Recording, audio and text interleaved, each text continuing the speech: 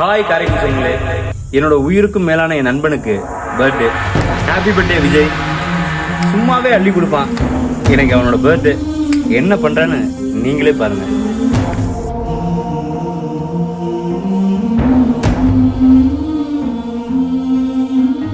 சுட்டா சூரியனை பொத்துக்கிட்டு போகலாண்டா, MP MP தொட்டா 8 தேச கட்டுப்பட்டு உருளா வண்டிய லெமன் ஸ்கூலுக்கு